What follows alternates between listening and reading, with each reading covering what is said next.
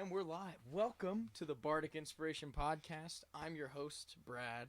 And today it brings me great pleasure to have on one of the better known musicians in the area, Zack DeSantis. What's going on, baby? Thanks for having me, man. I appreciate it. Yo, no problem, man. So, Zack, you are in like a million bands. How do you do it? I don't sleep that much. That's not that many bands. I feel like I used to play more, but these days I'm trying to focus, but I still do a lot of like fill-in guitar stuff to try to keep my schedule like full. Like I want to play as much as possible. Mm-hmm.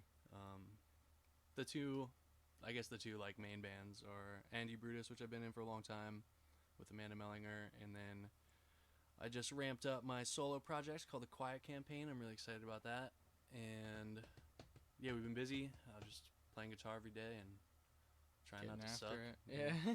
So who is in your project for the Quiet Campaign? Is it just you? You do all the recording and everything yourself? No, I started recording and like writing music under the Quiet Campaign years and years ago. Like I should have wore it today, but like maybe a decade ago I bought a t-shirt at Goodwill that was like had the Quiet Campaign on it. Oh, really? It was somebody's like junior high t-shirt, and that's where I got the name. That was like a decade ago when I first started like recording music on a little like tape 4-track and just trying to figure out how to like write and record music. That's awesome. I've been recording music under that name forever, but just in the last couple years I started bringing those songs to some other people and trying to make it into a band, and now it is a band. So it's me. I play guitar and sing and write most of the material. My good buddy Joel Saul, who I've been playing music with for years and years, plays drums. And Glenn Hollenbach, who's a guitar hot dog, plays the other guitar. And my other buddy Zach Groff plays bass. Nice. So right now we're a solid 4-piece. John Smith, who you probably know. Oh yeah, the Voyages. Plays with us sometimes and records like the organ and key parts, like when we record tracks. That's awesome. But he's kind of like an adjunct member of the Quiet Campaign. Yeah, the featured. Yeah. You pull him in when you need him. Yeah. That's awesome, man. And then in Brutus, how many people are in that band? Because I know you kind of do a little bit of swapping around in there too. Yeah, so Brutus has been, it's gone through like many lineup changes. It's always been me and Amanda. Like I started playing music with Amanda probably 6 years ago. Oh yeah. And just because we would like see each other at open mics, and like she was just kind of getting started. She was like all these good songs and a wonderful voice, and one day I was just like, hey, can I play guitar on your stuff? And then we went through some lineup changes and recorded a bunch of music, and now we're a 4-piece with Joel Saul also plays drums in that band, and Riley Shack plays bass, who we just picked up maybe 6 months ago or something, and then me and Amanda on guitars and vocals. Yeah, that's awesome. I know Amanda's voice with yours. Like anytime I see you guys live is always a good time. Like super mellow vibes. Thanks, man. Yeah, I love that stuff. The first time I heard you two play Arthur and Maris, I was like, bro, what is this, bro? It stopped the conversation I was having. I'm like, all right, I need to be a part of this right now. Yeah, people seem to really like latch onto that song. I kind of don't understand it. It slaps, bro. What's that song about? That song is about like one of my favorite 90s sitcoms called Frasier. Oh man, that's so I don't know if random. I ever told you the story of that song. No, that's so random. So I write songs about like stupid stuff often, and usually the stupidest topics are the ones that people like tend to like. But yeah, so there's like, if you're familiar with Frasier, did you ever watch that show? Yeah, I've seen Frasier a few times. Yeah. I was more of a Seinfeld guy myself. Yeah, but, that's all right. But yeah, so Miles, Frasier's brother, is in this like really toxic relationship with his wife Maris, and you never see Maris in the whole show, like 11 seasons or something. She's always like in the other room. You never like she's not a real character. Like you never see her.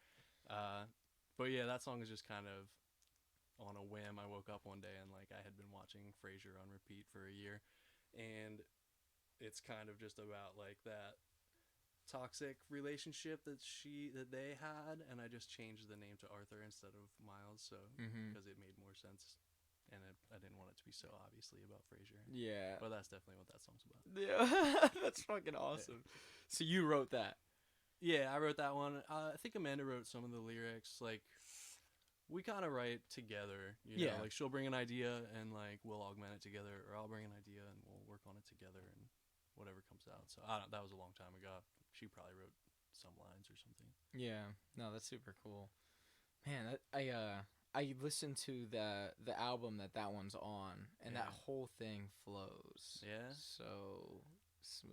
Like, it's crazy, man. That's such a good riding CD. Like, it was in my car for a few months. Yeah, just it was between like my Bluetooth on my phone, and then I was like, what's on the CD? Oh yeah, this. That's kind of surprising to me because I felt like we just like threw that record together, and I'm not like super proud of it. Really? But like it felt organic, and I liked that, man. I like that. I'll go back and listen to it sometimes, and I'm like, oh yeah, these songs are pretty good, but I guess it's just one of those things where, you know, the thing you do today, you think is good until tomorrow, and then you're like, that was garbage. 100%. Well, you're your worst critic too. Yeah, for sure. So you want to critique your previous work because you're like, oh no, this new thing is the best. This is so bad. Yeah, that's so funny. So, how do you differentiate between doing like your writing process between Brutus and TheQuietCampaign? Like, how do you know which songs for which band? It just kind of is like obvious to me when they're done. Like, if this feels like it's a Brutus tune, then I'll bring it to them. Like, for the longest time, just everything was a TheQuietCampaign tune unless it was an Andy Brutus tune. And with Amanda, like, generally on acoustic guitar, generally like playing, you know, first position cowboy chords, which she's wonderful at. If there's a tune that like needs that like solid rhythm, and it's like built around that like first position guitar chords, and then like whatever I have on electric, that's usually mean like open chords? Yeah, you know, like just your regular up like here, C's and C's and G's. Cowboy chords. Cowboy chords. I'm stealing that. Cowboy chords on a wood guitar. Yeah, that's awesome. Yeah, so usually I'll know, and for a while I was like writing purposefully for Brutus, like trying to think about like what the band would like be able to do well, like play to like the strengths of the band. But anymore, we've just been playing Amanda's songs. Like, she's, you know, I'm trying to like focus Andy Brutus on her, especially because I'm like doing more TheQuietCampaign stuff, which is like all my tunes. So Brutus in the future is like, I think, just gonna be more Amanda tunes, and then TheQuietCampaign will be more my tunes. But we still kind of like write together and help each other out. Yeah, no, that's super cool though. Do you ever think about having like Amanda feature on a TheQuietCampaign song? Yeah, for sure. There's like some stuff in my head where I want like a female vocalist, and Amanda, like I don't know how to harmonize. Like, I'm the worst at it. Yeah, like vocals. Yeah, harmonizing vocals. Like, I've been banging my head against that wall for years, dude. And like just nothing comes out. It's so. I'm similar. Like, if I get it, I got it. But like if I have to try, it's like, nah, this isn't gonna happen. Yeah, Amanda always gets like mad at me because I'll just go to match her. I'll try to like sing a harmony, and then my brain doesn't work. And I'll just go like, I'm singing your part with you.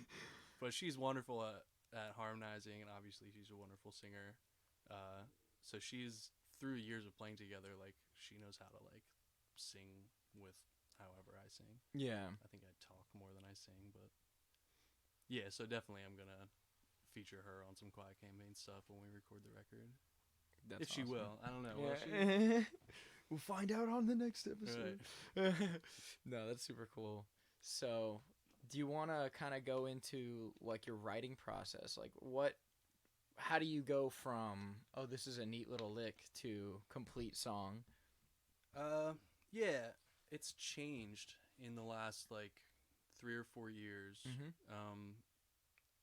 I was always a songwriter, like, for better or for worse. When I first started playing guitar, I was writing songs like right away, and they were awful songs, you know. Mm-hmm. But I was always just like acoustic guitar and just write it. If I always had this thing in my head where if like a song wasn't good on That. that's okay. Oh, No, reconnection successful. We're back. I think we're good. Let me see. Let me just push the mouse here. I just want to make sure the stream's good. Really quick. Oh, well, Behind the scenes right now. yeah, I know. We're like, should we both check it and get like a feedback loop going? yeah, totally. Like, like it. boost your volume up and everything. Smart. Let me just double check. The Bardic Inspiration Podcast. Yeah, we're live with Zack DeSantis right now. All right, yep, all right. So, I don't know why that said OBS disconnected, but it looks like we're all right. Okay. Sorry about that. So, do you want to kind of recap the writing process there, my man? Yeah, so years ago, I would just write on acoustic guitar, and I maybe you heard this already or not, but I always thought that if a song wasn't good, like chords and words on paper or like acoustic guitar and a vocal, like then it wasn't a good song. Like the song has to like stand on its own. Mm-hmm. And I still think that, but the last 3 or 4 years I've really been like up in my game in my like home studio. Like I've like a pretty legit like little bedroom studio now. So the writing process has changed a lot, but gotten like really kind of easy. Like I have a drum kit in there that's like mic'd, ready to go. You know, I can. Is it a full kit or is it like a electric kit? Yeah. Nice. It's just like a small kit. Actually, my buddy Shane Rousum let me like borrow it. It's this beautiful like blue sparkle old drum set. Shout out to Shane. Shout out to Shane. He's the dude. Yeah, so I have a drum kit in there. I have a guitar amp like isolated in a closet with a mic on it. Oh, that's cool. That's keyboard. Like, what's the amp in there? It's an Ignator like an Ignator Rebel 30, which is like I paid like next to nothing for it, and it broke down like immediately, and I got it worked on. It's been good so far, but it's one of those amps that like you can get a lot of stuff out of it. Like you can go from like 1 watt to 30 watts. It's all tube, so you can go like way down to get like a like squishy thing out of it, or you can have like high headroom cleans. It's 2 channels, and it's a head and cabinet. So I have the head like, you know, next to me on a shelf, so I can like mess with it, and then that goes out to a cabinet that's isolated in the closet, which I've been getting like pretty good guitar results out of. And then, you know, I can like DI a bass guitar. I have a little MIDI controller. I can use the Nord like DI. So like sitting at one spot, you know, I can pretty much like record like full production stuff and do everything. So that kind of changed like the writing process for me in a good way, because I could just lay like the chords down and then like play a drum track and like listen to it. So now instead of like writing on acoustic guitar, I've been writing more like as a band, like groove based stuff, and then I'll write lyrics like as I'm listening to it instead of like having to play it all the time.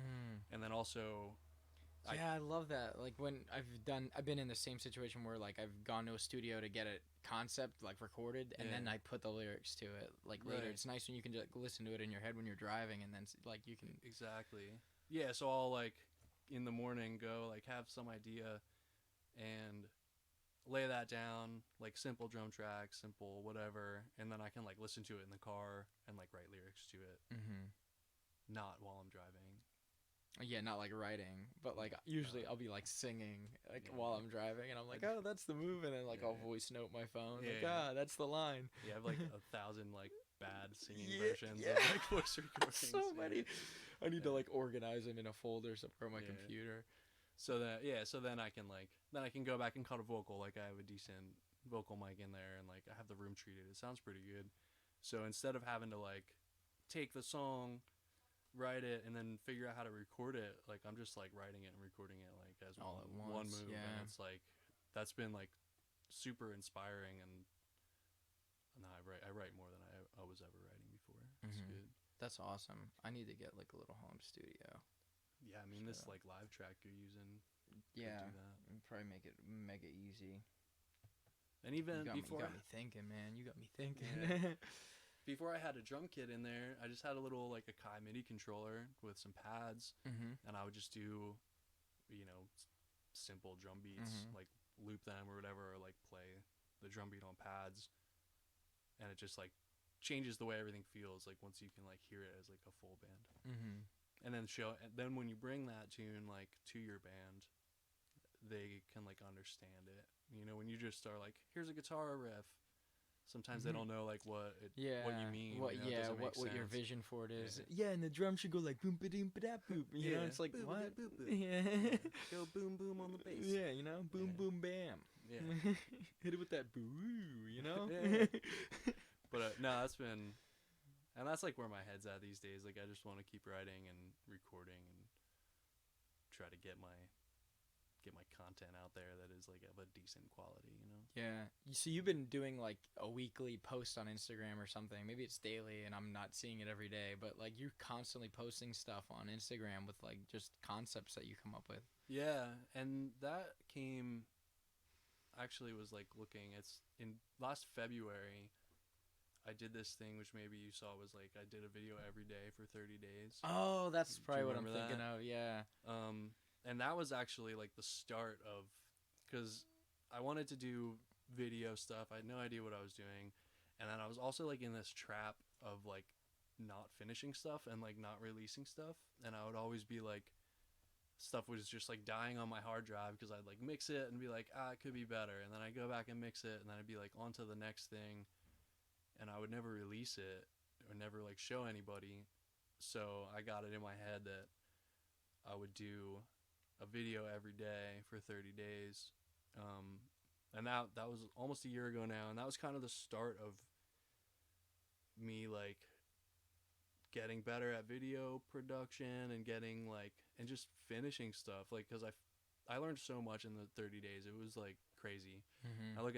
I was looking at them the other day, like the one I did like day 1 versus the one I did like day 25 was like night and day. Like I learned so much.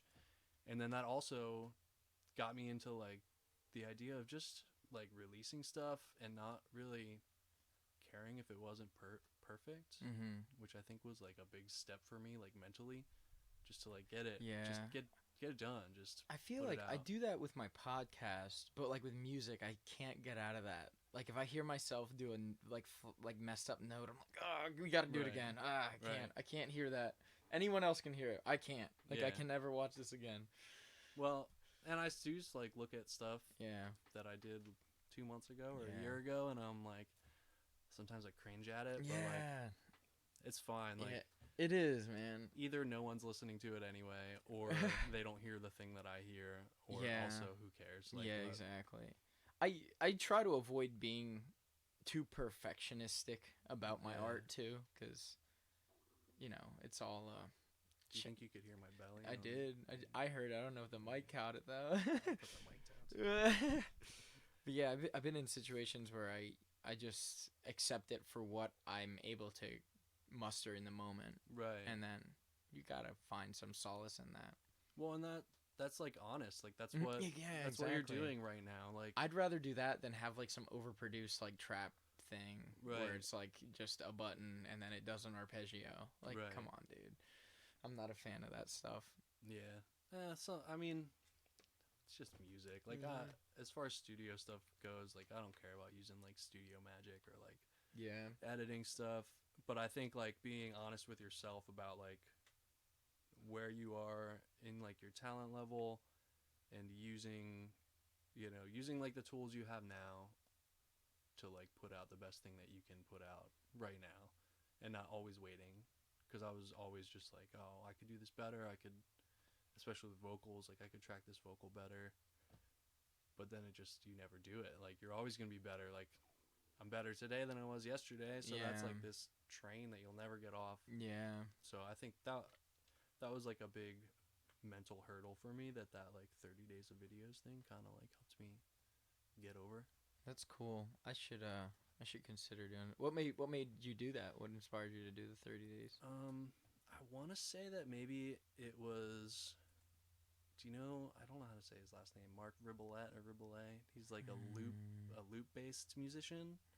I probably have seen him before if he's a good one. He's really good and hilarious. But Yeah. he was on tour, and I'm pretty sure this is like the thing that I started seeing, and I was like, yo, I want to do that. He was like on tour and doing a video every day for this like 6-week tour or something, and he'd be like in a hotel room because he was like touring by himself, and in a hotel room with like one of those Boss like tabletop loopers. Oh, The ones that it's like the RC 505. It's like a tabletop one. It's not like foot based, and it's like 5 tracks, and you can plug whatever into it and like loop these different tracks independently. And he was just doing these like amazing, hilarious, like off the cuff songs, and he was doing one every day, and they weren't all perfect, and he was just being goofy, but I like loved them, so I was like, I want to do that. Yeah. And then when I started, I think I did the first one. I had it in my head that I wanted to do for 30 days, and I did the first one, and it was very simple. It was just like keyboard, like a single track keyboard, and I was like, oh, I can do this for 30 days. And then I did another one that was like keyboard and guitar or something, like that I had to like edit 2 videos together, which I had to learn like how to do that. What do you use for the cameras, and then what did you use for the editing software? I have a Zoom Q8, which is like it's like a really wide screen little camera that has a decent mic on it, and like 2 inputs. But I was just using that for the video, and then I've been using Ableton for a long time. So like, you know, hit record on the camera, hit record in Ableton, play the parts, and then like line it all up later. Yeah, and then I think around like maybe day 3 or 4, I like said it out loud that this is what I was doing. I think I maybe told Rose. And like once I said it out loud, then I'm like, I have to do it. Like once I couldn't, You committed. I couldn't give up. Like I said it out loud, I had to do it. And then it was like so much more work than I thought it would be, because I was still like working every day. So I was like trying to do them in the morning before I went to work at the music shop at noon. So I'd be like, I got up at like 7 a.m. every day and went and like made a video and then went to work. And it really like, it burnt me out, and a video every day is maybe not something that I would do again, but Yeah. the process of it was awesome. Like I learned a ton. Maybe a video like a week. Yeah. Yeah. One or like that's 7 days. That's like too far though, because it's Yeah. like it was just the thing every day, and then there was like some in the like these few days in the middle where I was like just not interested. I Yeah, was so just it's like you could tell. yeah, I'm like I just gotta do something. But either way, like it was, you know, it was cool. So I just use that camera for everything, and you know, record it in Ableton, and then DaVinci Resolve is like the video editing software, which was free, which is why I chose it. You're still on a Mac? No, that's not PC. Oh, I don't know about that software. It's really good. It's actually like a color grading, like a high-end color grading program, but you have to pay like a ton of money for like the color grading aspect of it. But the editor is free, and it's like full featured, you know, can pretty much do whatever you want to on it. That's cool. And it's free. Yeah, It works. I like that. I like free things. Yeah.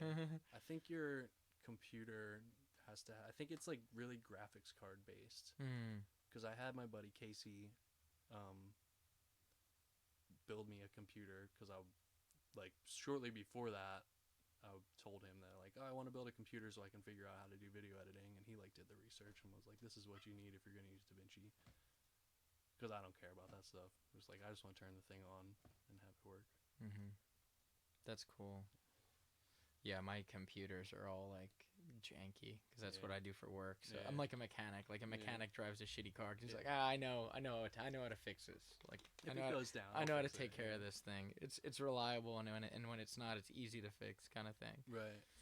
Yeah, that's how I am with my PCs. This one actually that I run this stream on is super nice, and it's so small. Like, Is it this thing?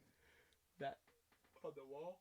Oh, is that it? Yeah. Oh my god. Yeah, right? It's so tiny, but it's so high spec. Yeah. Like, that thing is so strong for no reason. They're just seeing us like look Yeah, off it's in the like, distance, yeah, I'm talking about you longingly. guys are the thing that empowered me. That's pretty cool. It's got to be all like solid state, right? Yeah, no doubt. Yeah. Kevin Alcala, what's going on, man? What's up, Kevin? I don't know that guy. Yeah, he's good at Mortal Kombat. That's a fun Nice. fact about him. Oh man. That's your alter ego is gaming.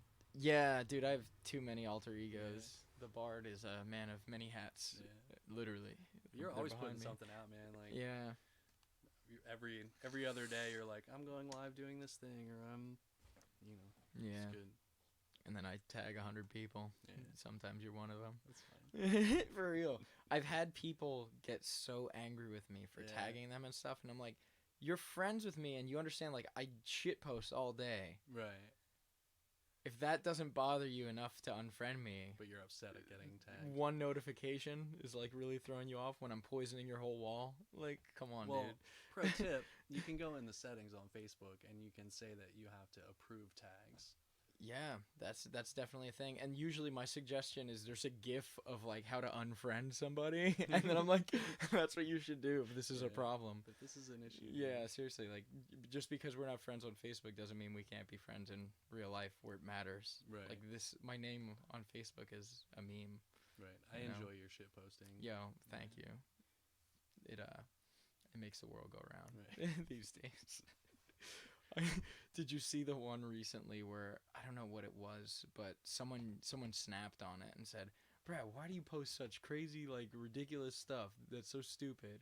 And then my response was to get a rise out of people, and that got more like emoji responses than the post did, like, because people were reading it. Right. Oh my god, that was ridiculous. Maybe I should shit post more often. Yeah, People are sick of seeing music.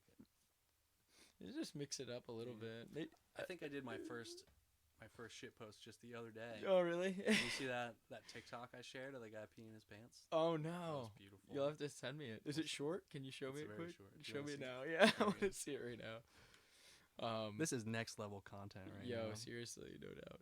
Well, one of the things that you have to be careful is once you share the first one, it's not long before you share 200 a day. Well, I don't think I'll ever get to your level. Yo, you'd but be maybe. surprised, man. If you're ever sitting there just taking a dump or something, that's how it happens. I think you need sound on for this one, by the way. That's okay. That's okay. Oh, here we go. To the camera. Oh yeah. Let's watch together, y'all. Oh, we gotta go back. We're gonna ruin it. Here we go.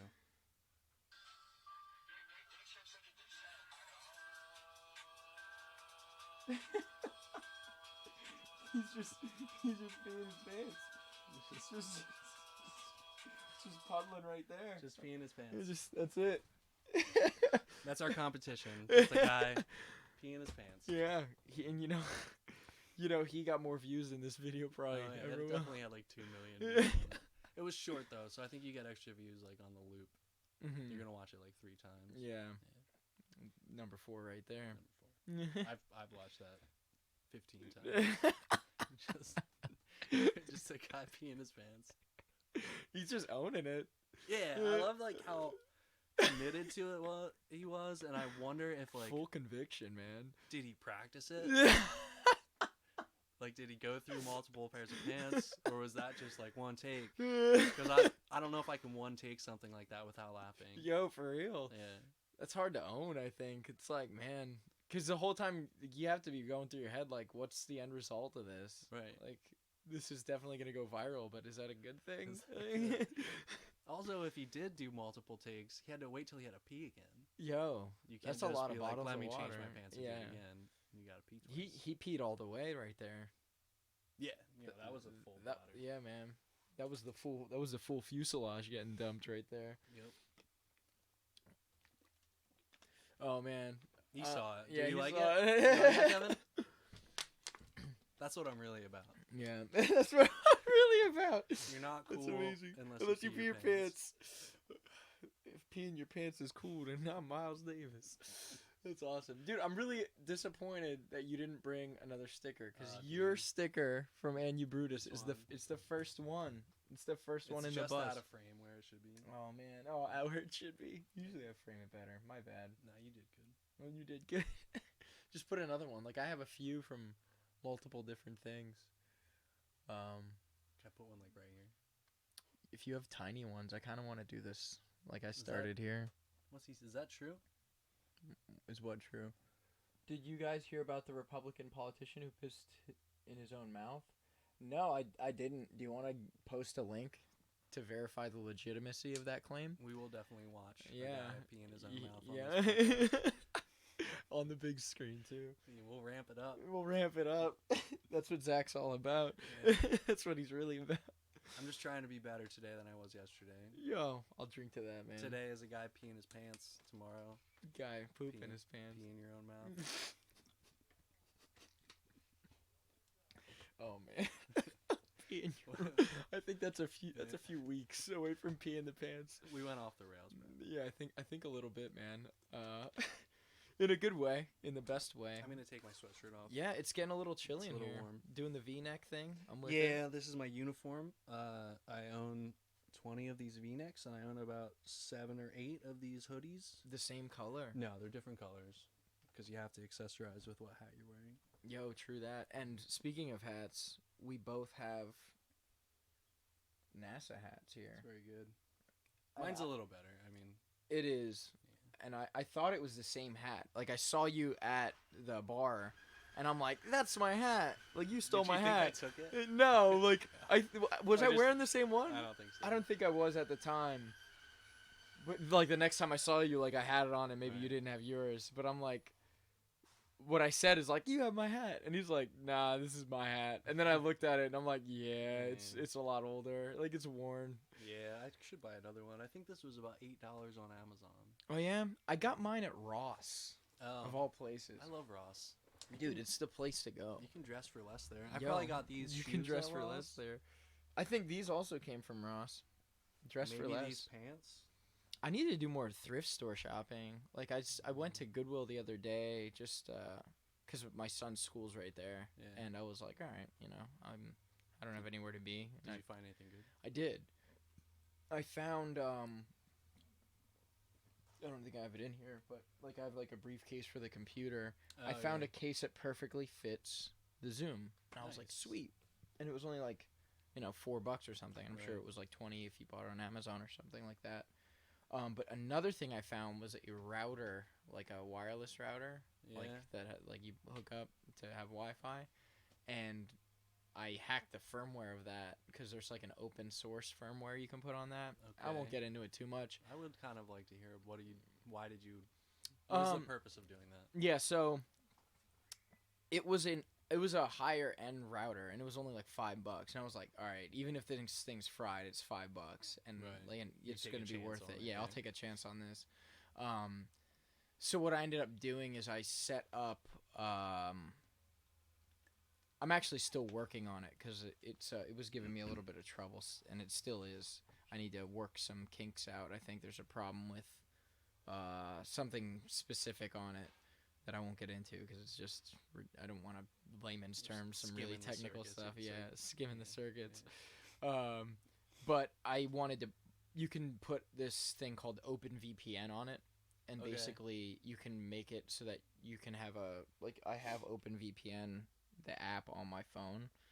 Like if you look there, that's it. It's free. Right. So it's an open source VPN tool. So you can actually. Which is what you use if you're gonna go like watch videos of like people peeing in their own mouth. Yeah. Exactly. Yeah. So we'll definitely connect to the VPN if Kevin throws that up there. But in case you want to connect to a VPN to, you know, if you're like a coffee shop, that's a really recommended practice to connect to the VPN before you start logging in anywhere. So the router would just be like a VPN on its own. Well, essentially its function would be to be you would have it as like your firewall for your network. Okay. You turn that router into a firewall, and then it obviously doubles as a wireless access point too, if you want to. So it just like encodes everything. It encrypts it. Exactly. Yeah. It makes a encrypted tunnel between where you are at Starbucks and your house, so that the traffic looks like it's coming from your house. So if you're in China, it'll work the same. You can actually get to like YouTube and stuff because you're connecting to your home VPN. before you're going out. Oh. Obviously, you're gonna have some latency issues if you're in China doing that, but Right. you know, there's other there's a lot of different apps and stuff out there where you can pay to, you know, like one that like comes to mind is like the Bear VPN or something, Tunnel Bear, Yeah. but you pay to do that. And if you were going to do anything you don't want anyone to know and you don't want any logs, you should just set it up on your own network, and Right. you can go to Goodwill and do it for $5 if you're lucky, you know. Huh. It takes a few hours and some technical know-how, Right. which I have, but Or I you think just there's some hire Brad to do it. yeah, you could hire me to do There it. you go. I'm kind of going off the rails here on the That's in the totally chat. fine. Yeah. The only thing I've ever used, like, I don't even think it was a VPN, but you used to be able to. It was just like a Chrome extension Mhm. that you could like change the country, so you could watch like Netflix from Canada or whatever. Oh, nice. Yeah. You could do what I would do for that is I would use Tor, the Onion router, which Yeah. is a Firefox build that you can get to the dark web with. Gotcha. Yeah. The deep dark net. So yeah, that's pretty neat. Yeah, highly recommend it. Go to Goodwill, buy that stuff, man. I think, Do you ever? I love Goodwill. dude, me I'm too. gonna I need to go there preface- more. I'm gonna preface this with I do love Goodwill, but do you ever go in there and just get itchy like right away? Every time. So what's the deal with that? Yeah. So what's the deal with that? Like, you get- Just why- seeing used clothes. I think. Like I don't know if you I. think it's like psychosomatic, just like I think so. I definitely before I would wear anything, I would wash it. right. Yeah. I don't. just feel like there's like It's bugs just on something's on me for sure. Like when you see the guy stocking the shelves, it. Yeah. you're just like, ah. What about the bins? You ever go to the Goodwill bins? Like the one in Exeter? There's like just bulk. It's just like these giant bins that you like pick through and then you pay by the pound for whatever No, you that get. sounds interesting. It's weird. That's a good way to get itchy, but you probably find some treasures in You there. get really itchy in there. But like sometimes I'm you'll go getting there. itchy now thinking about it. They'll put out the new bins and there'll be people like waiting. Oh yeah. And you have to like wait. You can't go for the bins right away. But they'll put new bins out and then everybody will rush them to try to get the good stuff. That's interesting. Anyway, Yeah, it's like Black Friday in there, every day. but for poor people. They're just thrifty people. Yeah. Smart people. Really, honestly, like that's what it comes down to. I'm like a big proponent. Yeah, 50 caliber shells. Wow. That's what those are. But I'm a big proponent of people recycling and reusing things. I don't like Yeah. the idea of, oh, a new phone came out, I need to throw mine away. Like I'm a huge anti that. Yeah, I'm racist against people that throw away brand new or like stuff that's not broken. Right. I use the cheapest phone I can find. I think this phone is $40. It's just okay. It's pretty nice. It looks like a Samsung Galaxy of some Yeah, sort. but it's like the J The series. I had a J7 most I think recently. that's what it is. Yeah, nice man. They're good phones. I dropped mine in the ocean Mm. and then slammed it on a rock shortly afterward to try to save it. Did you think that I that was was gonna drunk. work? Oh, yeah. You're supposed to use rice, right? Yeah. You're supposed to put in rice. Yeah, I think. Well, what I usually do is I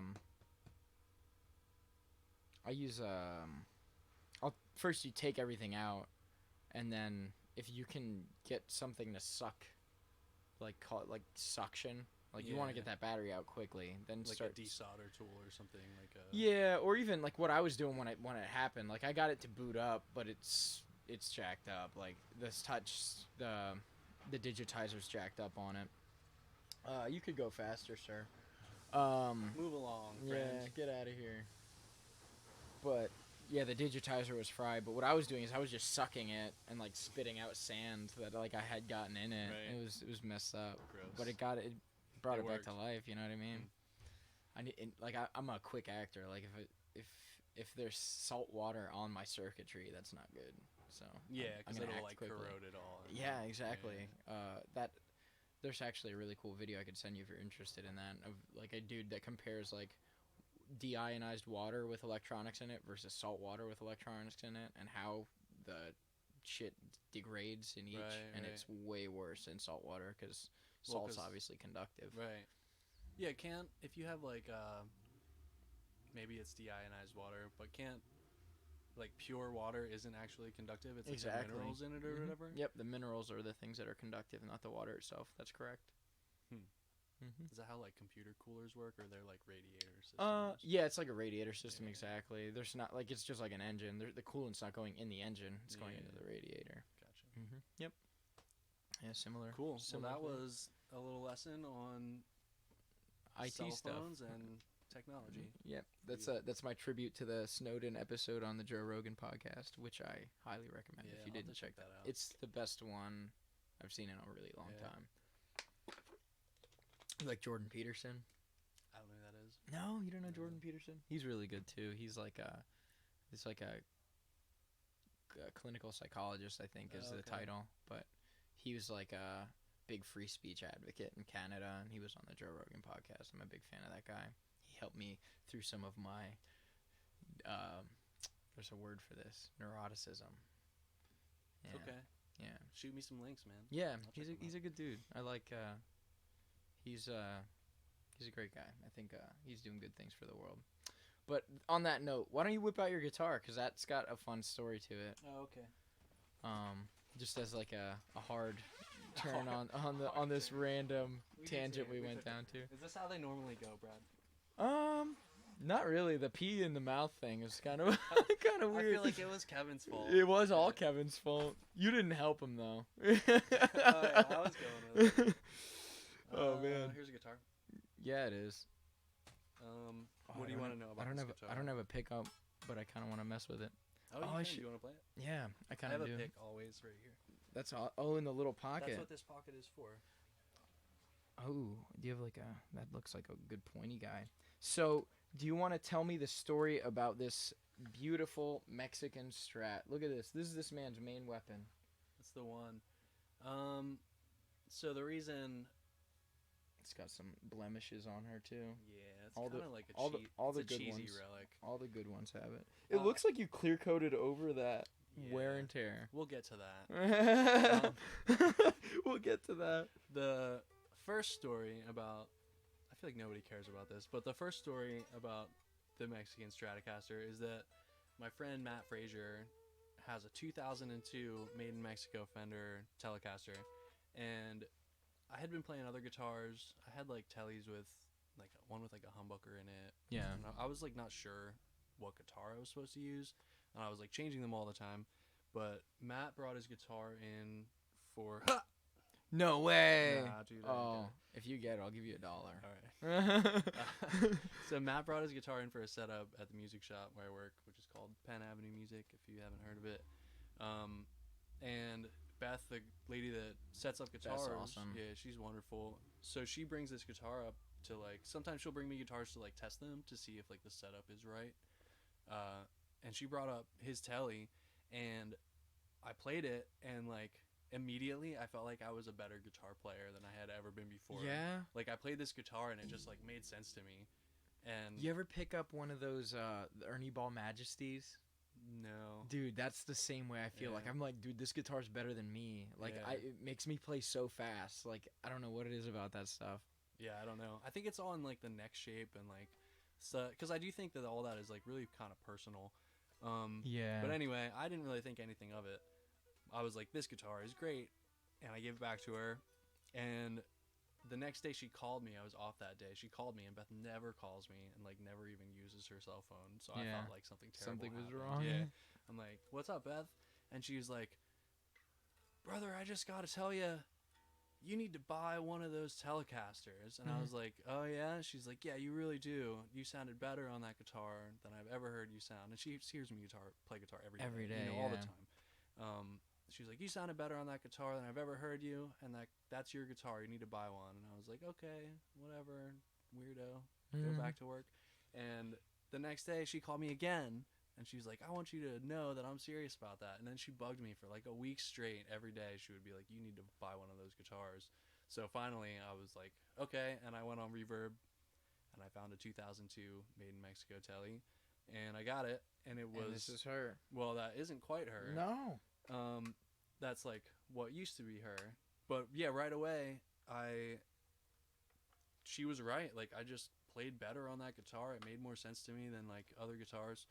Sounded great. And like the neck shape is like perfect. Like it fits my hands. It's like, pretty fat, but not in a bad way. Yeah, like it's really honestly because of the action as well. It's really accessible. Yeah, it has like super low action.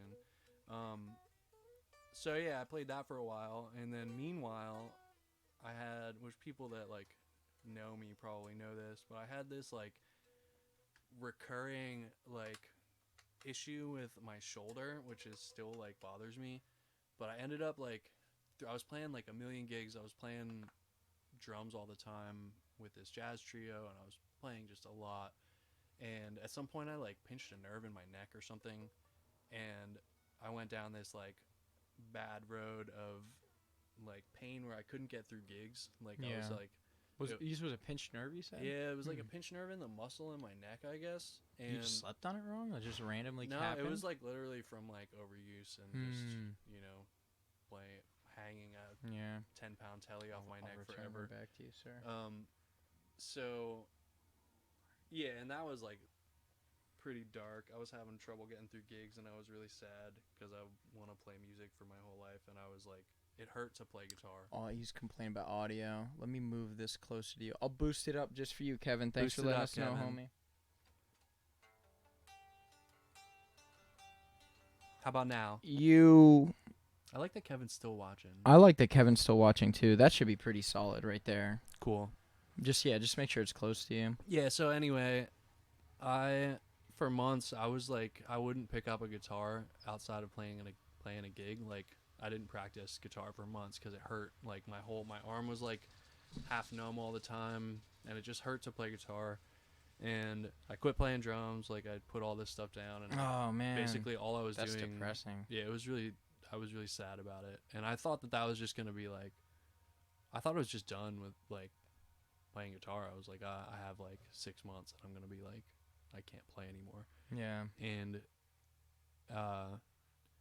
yeah, and I was just trying to get through gigs, and I'd be like I remember like literally like weeping in pain after gigs. Like after I loaded my shit out, got my load all my stuff out after the gig, like got in the car and like sit down and like verge of tears with like how much pain I was in, combined with like just the weight of that. Like music has been like my whole life for like 15 years. I'm like, I can't do this anymore. It was like really sad. So that's scary. Yeah, dude, it was like I had like no feeling in my hands, and like I was just like it was really weird. Like it was like I wasn't even like playing guitar. It was just like my fingers were there, but I couldn't like feel them, and it was like I got nothing back out of it. It was really weird. So finally I ended up going to a chiropractor, which I was like, first I went to a regular doctor who sent me to a neurologist who like shot like electricity like through me to like test my nerves because he thought I had like some nerve damage. And then he did like carpal tunnel tests, and like it was like 6 months like through the ringer with doctors and like physical therapy, and like nobody was like taking me seriously, and because it was really like I was functioning okay, but it was just like I'm not having fun playing guitar, and to me that was like, yeah, that's devastating. Yeah, that was they didn't huge. understand. But they're just like, oh yeah, but you're okay. So then finally, like twist of fate, I was at the music shop, and I had talked to Shane about it. He knew about it, and he told me to talk to this chiropractor that he went to. His name's Tony Bellini. He's out in Flying Hills. And Tony, like, I met him in the parking lot one time because his daughter takes lessons with Shane. And I just, like, went up to him, knocked on his door in his window. And he's like, hey, man. And I was like, hey, can I talk to you about my issue with my neck? And he, like, did some weird... He, like, got out, and he's really nice. And, like, in the parking lot, he did, like, some weird, like... He, like, pinched my shoulder and told me to like move my arm a certain way, and basically I like almost fell over, and he was like, I know what's going on with you. And I went to him, like I made an appointment with him, and I went to him, and he like straightened me out in like 3 months and got me back to like playing guitar. And what was he doing? Basically what he said, he said that there's like muscles in my neck, and it's probably from like hanging a guitar. Yeah, you know, makes sense. There's like muscles in my neck that were like crushing this nerve, and when I went to him, like, I couldn't move my arm back. I couldn't straighten my arm, and I couldn't move it, like, back. Like, this was my range of motion. Like, guitar stance was, like, how far I could move my arm. It was really bad. I couldn't straighten my hand. Like, I was, like, stuck like this. And he said I was, like, hanging on the nerve.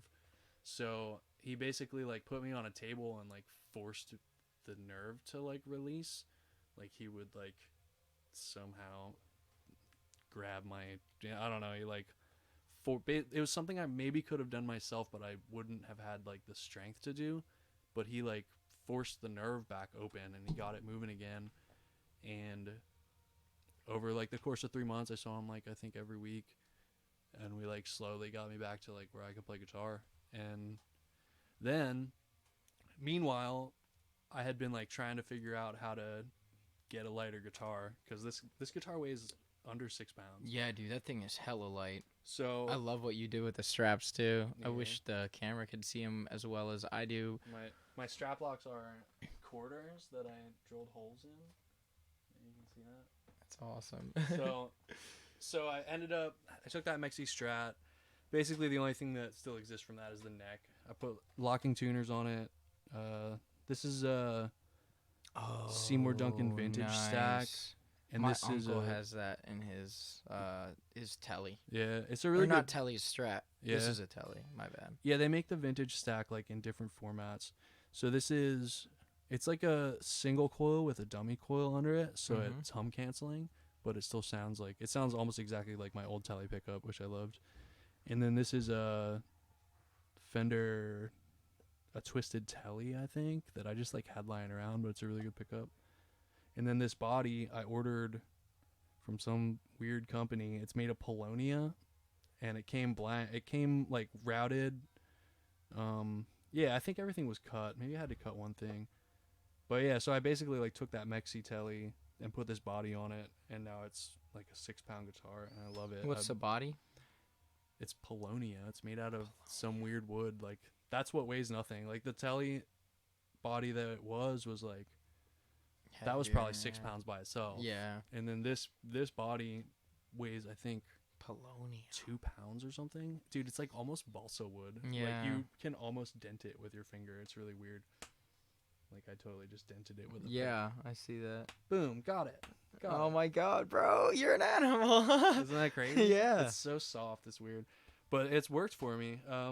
Amanda's dad, Byron, gave me this, like, nice wide strap. That strap is gangster. You should. I have one in there that's got, like, it's like that thick, but it's like got foam on the inside. Yeah. Yeah, I'll have to show you it. It's pretty nice. That strap looks dope though. It, Yeah, like, this thing is matches this cool. guitar really Yeah, it's, nicely. like, perfect. But that's the story of this telly, if it was boring or not. But No, I love this story. it works for me. Do you want to tell me about, like, the dings and dangs? Oh, so it came like that. The only body I could find was, like, pre-relict, and I I hate it, but it just it's tasteful in some ways. it's okay. It's just kind of cheesy, but I don't care. Yeah. I'm planning on having this guitar for a long time, so I'll probably Add your own I'll patina wreck to it it. more, Yeah. I thought about putting an arm cut in it, like Ooh, yeah. and The then little a belly cut too, because I would give a little bit of weight. Cause I got a belly now. Oh man, you should, man. I really like what's the one that I can't even remember. Schecter. I can't remember the model, but Schecter has one of those. It's like it's really, they got the cut for all that stuff. Yeah. It's like the classic Ibanez shape, but it's got it's all that. contoured Yeah, out. exactly. Yeah. I like that a lot. I'm sure that Schecter's definitely not the only ones that are doing it, but that's yeah, one for I'm sure. thinking I of. mean, that's pretty normal. Yeah. But no, I like this guy. It's a good Yeah. guitar. It is really nice. Pretty girl. Does she have a name? Nah, I've never been really like that. Never been Yeah. doing that. Yeah, me neither. I call the bus Sally. Sally. So, yeah. Where's that come from? I don't know. It just sounds right to me. Oh man, is that a cop coming to get you, bro? Are we getting arrested? I think so, man. We did talk Oh about snap! people peeing in their mouths. Yo, for real, dude, that was a cop. Yeah. Oh, you don't get cops back here too No, often? not often. He must be looking for something specific. Looking for you. Yeah, it's pretty strange. He moved on. It's all right. I'm trying to think. Like, did I do anything illegal in the last couple days? But besides not having my bus inspected, Yeah. he heard that I'm gonna be moving it tonight. He's like, "Let me get Just waiting for you. Yeah. Like as soon as you get on the street.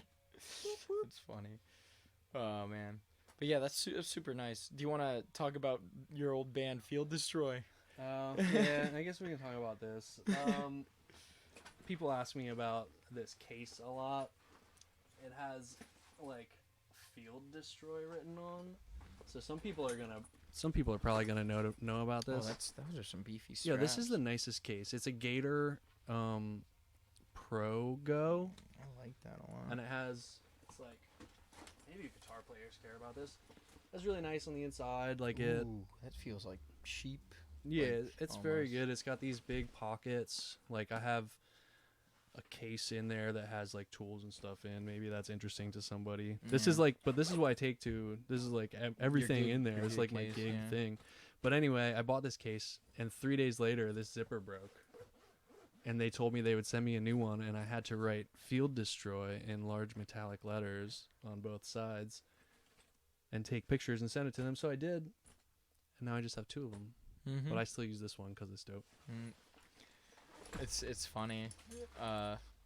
We were saying Field Destroy sounds like a punk band. Yeah, that'll be like when I'm 50 and trying to get back into punk music. Yeah, exactly. What do we got? That's He said better. that's Yo, better. thanks, Kev. Thanks, dude. Thanks for having my back. I usually have some pretty good, helpful viewers that always tell me when I'm doing something wrong, and Yeah. that's if That's helpful. if us artists only did stuff when it was perfect, we would never put anything out. Right. So it's really good to just own the situation and stuff. Yeah, and you need to use your network. Like, you gotta like listen to the people that are giving you feedback. You know. Yeah, 100%. I think it's important to be able to take criticism too. Like Yeah. when someone's telling you like something sucks, you should probably listen to it yourself before you say, "Shut up, you're wrong." Right. You know. Yeah. It's kind of like a double-edged thing there. Like, you gotta listen to criticism if somebody thinks you suck. You should listen to why, but at the same time, like, you can't get bogged down in it, and like, you still gotta try to like be yourself and do things that like make you happy. So if the thing Yeah. you're doing makes you happy and somebody's just like, I don't like this, like, get out of here. I don't Yeah. care that you don't like it. But yeah, if it's like, someone that's a fan of the thing you're doing, but they identify they're giving a you like problem. specific Yeah. feedback or something, like, then you definitely got to listen to that. Man, everyone is just finding you the most interesting today, Zack DeSantis. He waved. Yeah, I saw. He's like, what are you guys doing? For real. It would be funny if he's still like, hey, what's going on over We here? could let him on. if Yeah, you we want. should. Come on. I do want to have a cop on because cops are a controversial topic these days. I'd love to give them a platform to. And they'd have to have good stories. Yo, all my cop friends have the best stories. Like I do Brazilian jiu-jitsu, Yeah. and a lot of my cop friends, happen to be into Right. jiu-jitsu as well. So they have some pretty cool jiu-jitsu related stories. How they were like, this move works especially good against drunks. It's like, whoa. Here's Yeah, how I know. You gotta, if you're gonna be good at being a police officer, I think you'd have to do some of that, like try to stay in really good shape. And Yeah, I think it would help with just competence in a lot of the situations where they otherwise, wouldn't have needed to pull out a weapon in the first place. Like if you're just Right. really confident and like you're wrestling and you could just blast double that guy and just get a knee on his chest and be confident that they're not going to be able to get the knee off. right, yeah, then you don't have to. You don't have to pull out a weapon in the first place. But at the same time, cops have a super hard job. You never know if the guy that you're attacking has a knife or a gun on him. So I lean both ways on that, man. It's a job that I would be really scared to have. Yeah, I think. Yeah, it's like a touchy subject, but It like is, there's, man. if you're a cop and you're pulling somebody over, like, you don't know what is gonna happen. Like, you don't know this person, you don't know what they're doing, you don't know, like, you're just like coming up on a stranger in a position of authority, and That's not a job I Yeah, want. no one's happy to see you. Yeah. Like, you know what I mean? When you're going out of your way to stop them, like, I don't know. It's a scary job too. In this city. Ugh. Yeah. God. I could be a cop in the country. That'd be easy. Hey, quit bonfiring over there. Right. You have any extra beer or something? Yeah. That's what the cops were doing when we were kids. Just like chasing us from like bush party to bush party. That's funny, man. That's a sweet gig. City cop though. Yeah. Not so much. I don't know. So that's cool. So what do you what's a controversial opinion you have on anything and why? Controversial opinion I have on anything. Yeah, and back it up. Ooh. What would I even say? That's a hard question. Mhm. It's a good like on the spot. Like I'm going to really stump you right here. It could be anything. It could be pineapple on pizza, man. I do like pineapple on pizza. Me too, man. It's delicious. Wow. Can you point me in a direction? How about like the internet? I don't know. That's pretty vague but specific. The internet. Maybe something that I think about that's controversial that I've talked about. Maybe this isn't controversial, but it's just like something I want to say. Because my whole life is like music, you know, so it's hard not to think of things like through that lens. But I think that like people don't, and this goes on the internet, like people don't listen to their local artists the same way that they listen to like bigger artists. And like not even thinking about myself, but like when you like listen to something that's like from your hometown, in Reading especially, I think we have like an issue.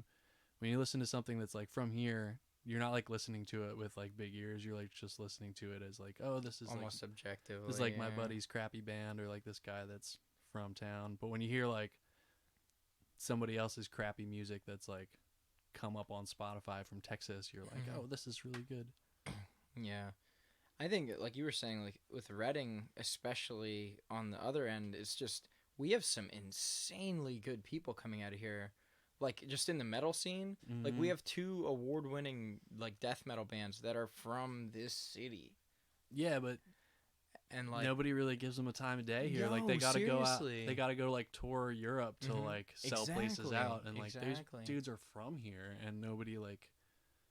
They have like a very small fan base here. Yeah, it's insane to me, especially considering like there are communities that do enjoy that like genre here, right? But they don't even. I don't get it, man. I don't get it. I think there's a big lack of. It's maybe starting to come around, but there's like a lack of venues that are like worth going to. Like there's only like a few places that everybody frequents like for original music, and most of them don't have their own PA, like don't have a sound guy, like don't. When I was writing for the Eagle for a while, I wrote. You were working for the paper? Yeah, I wrote a column for the Eagle for like maybe a year and a half. That's cool. And I got like burnt out on it. It was fun. I mean, that was like an opportunity I didn't think I would. We'll circle back to that. Yeah, it was like an opportunity I never thought I would get because I'm not like a writer. I didn't go to college for anything, and I hadn't written anything at all. But like I kind of stumbled into this opportunity to write about like the local music scene, and I wrote a couple pieces about how the lack of production in like our venues in Reading is like something that like holds us back from being like a legitimate music community. At the time, now there's a couple more, but like at the time there's like the only places you can play are like Mike's Tavern, Sofrito, like Liberty Tap wasn't doing music at the time, but like none of these places have like Mike's has a PA and some lights, but they don't have a sound guy, and it's very small. And I love Mike's. That's like that's home base for me. I love that place, no doubt. But it's not like you're not like showcasing the band that's playing there. When you go see a band there, it's like cramped and crowded, and like usually people are like louder than the band talking, and there's not that many venues that like really support original music and produce them the right way. Like if you go to Lancaster, you can play like as an unknown band, you can like get a show at like Lizard Lounge, and there'll be like a stage with a sound guy and a PA, and he'll present your product the same way that he would present like a well-known band or like a band that would sell out the place. So I think that goes a long way for like people not paying attention to bands. When you go see a band at a bigger city that has like a legit PA and sound system and a stage and a sound guy, like then that band is like put up on this pedestal and you can actually listen to them. And I think if we do that more in Reading, you'll see like how talented some of these bands are and how good they are. But when they're like shoved in the corner of a bar and they have to bring their own PA, and like they're probably not like good sound guys, they probably don't know what they're doing. They're like especially like for me, it took me years to get good at knowing how to set up a PA in like an isolated space and how to adapt it to a bar, right? Because it's gonna sound different, and that's something that you have to learn the hard way, almost, you know, which sucks. But I'm with that. What do you think about Reverb though? Have you ever played there? I worked at Reverb for a while. Brutus They're never pretty played. Controversial, that place. Yeah, I have like a little bit of trouble with Reverb. The main thing is like the pay to play that they do there seems pretty unfair from like everyone that I've talked to. Yeah, they definitely do that. And that's true of like a lot of bigger venues. No doubt. Where you have to like sell a certain amount of tickets. But it's a give and take. I think you, as a band, you need motivation to sell the tickets, but at the same time, I think the cut that they give is not fair. Right. Yeah, like you'll sell a ton of tickets, but you won't like really get much return out of them. But also, Reverb tends to cater to like heavier music, and you don't see like a lot. Like you don't see like folk bands on that stage. You don't like see, you know, even that many like indie rock bands. I don't see like playing there. Yeah, so, it's really niche when that happens. Yeah. So that like Reverb to me is not like a venue that you like none of my bands can play there. Like it doesn't. They don't have bills with bigger bands that makes sense for like me opening one of those shows. You know what I mean? So Reverb for me is kind of like a non-issue. I think it's a good place to see a heavy band. It's definitely like a legit full-scale venue, and it's good that we have that. But they used to have that side room. Do you remember when they had the side room? Yeah, dude, I liked that a lot. That was kind of like the Lizard Lounge to the Chameleon Club sort of. In one venue. And that was dope. It was like small enough that, you know, if you're like a basically unknown band and you're only going to pull like 20 people and you play with another unknown band that's going to pull 20 people, like that's enough to do that show. But when you have that big stage, like if you're on the main, and they got rid of that, I believe they can go in the comments and, you know, correct me. Yeah. But like when you're an unknown band on that big stage and you're gonna pull 20 people to your show, like that's, even if you get 5 of your friends' bands that all pull 20 people, that's 100 people, and the show's empty, and like there's too much overhead. So it's not really a place where like smaller bands and up and coming bands can play. Which moves me to what I think is exciting is that bar Nitro in West Reading that just opened. Where is that? That's like at the old it used to be like the A to Z vacuum building. It's like right. Is that near the Sly Fox venue? Is that on Penn Avenue? Yeah. It's got to be right there. It's like down the street from that Sunoco. It's like, I don't know, maybe between like 4th and 5th. There's like a fancy restaurant there. There's a nice restaurant like on the first floor, and then there's a bar on the second floor, and like they've been hosting like Tuesday night shows. They have a PA, they hire a sound guy. It's like a pretty big step for this town, and I hope that like continues to do well for them, so that like maybe these other places that could have like a music component will like follow suit and maybe do, you know, put in a little PA and try to push music. But TheQuietCampaign is playing there on a Tuesday, November 19. Nice. Which is coming. Nice. Yeah. Definitely give me the link to the event, and I will throw that in the description for sure. Cool. And I'll see if I can make it out. What time? I think the show is like 9 to 10:45. We're playing with this nice. That's a band. Good time it's for a me. good It's a good slot. time frame for me specifically. And then we're playing with this band called Dead Belly from, I want to say maybe they're from like Schuylkill Haven, like that area, like Pottsville. It's this guy Aaron Parker, who's like an alt country dude and a full band around that. I haven't heard the full band, but I've heard like his solo stuff is really good. That's cool. But yeah, I think that's like a good step for, like, West Reading has all these like cool little bars and breweries, but very few of them like take advantage of like full band music stuff, and everybody books like, you know, solo and duo cover stuff, which is fine. Like we talked about that earlier, like, or even DJs. Yeah, like there's brewers. Yeah, they'll book There's DJs. a big DJ spot, I know, and then like you have like Legends and B24. Yeah, Building 24 is another one that like kind of frustrates me because they do have like a good spot, but they don't leverage it in the way that could be good for the community. Yeah, like I think that like I don't go to Building 24. None of my friends really go there. I tend to only go places that are like catering to like my community. Yeah. So like, why am I gonna go there to see like some band that I don't know with like nobody local opening? You know what I mean? Like, what you should use, like, pull from your community. I don't know. No, I'm with that 100%, man. I think it's the responsibility of the patrons of the city too. Like, if you want to support local music, do it. Like, we're trying to find, like, there's bands trying to find shows. Like, if there's a demand, we have the supply. Yeah, so and people will come. Like, you know, Mike's has shows every Friday, Saturday night, and like, it's generally full there all the time. You know, there's like no reason that like you couldn't open a music component to whatever bar you're in, and like, if you stick with it, like, have it pay off. Because I've seen that happen a lot too, where venues or bar owners will like they'll like dip their toes in the water of like live local original music, but they'll do it for like 3 months, and then they're like, oh, this didn't work out. Like, you gotta do anything you do, you gotta do longer than that. Like, you gotta make like a commitment of sorts to like, for something to pay off. You know what I mean? You can't just be like, I'm gonna do this twice. Oh, we didn't make any money. I'm out.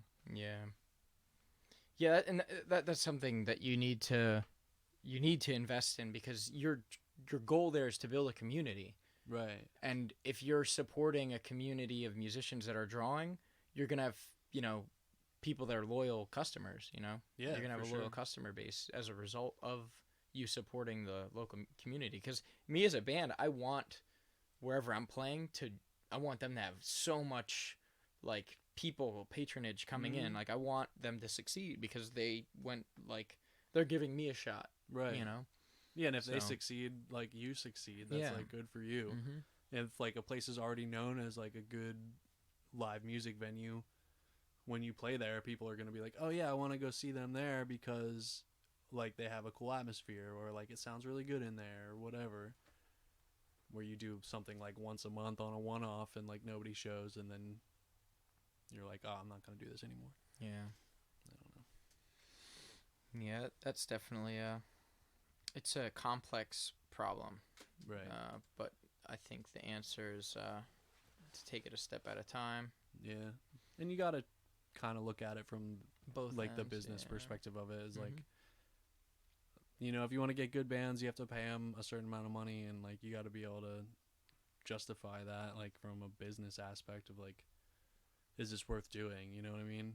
If you just like break even on like extra business on what you paid the band, and you keep doing that, that's not really that sustainable, because you have to be like making more money than you like pay the band.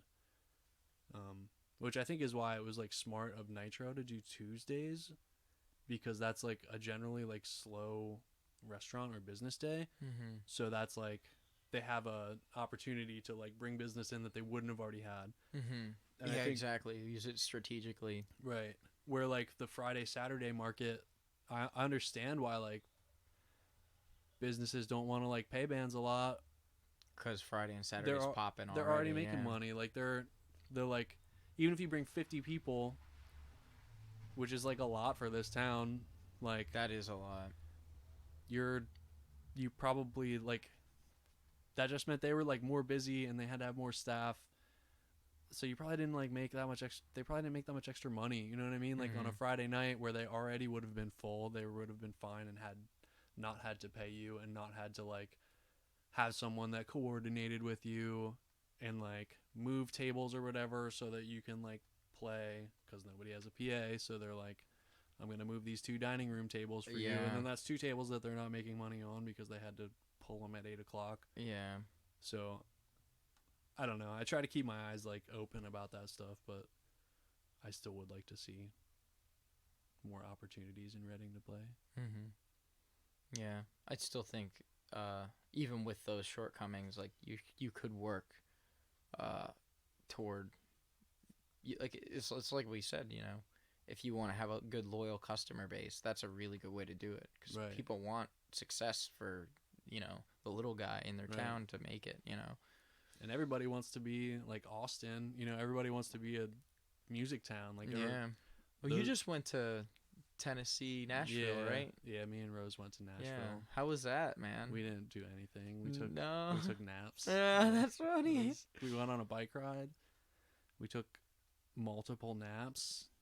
We ate and drank at some good places. We saw one band, not on purpose. We went to some like barbecue place, I think the first night that we were there, and there was like an okay rockabilly band playing. That was it. Nice. But it was good. I kind of just needed like to travel a little bit. Yeah, just to kind of like get out of town for a minute and sleep and recharge. It's a good thing to do, man. I think people really underestimate travel as a means of therapy. It's a really effective thing to do.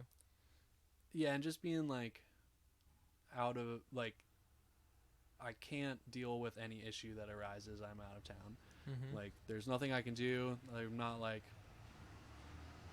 you know, just being able to like disconnect a little bit from your like everyday life of like things you're supposed to like be juggling all the time.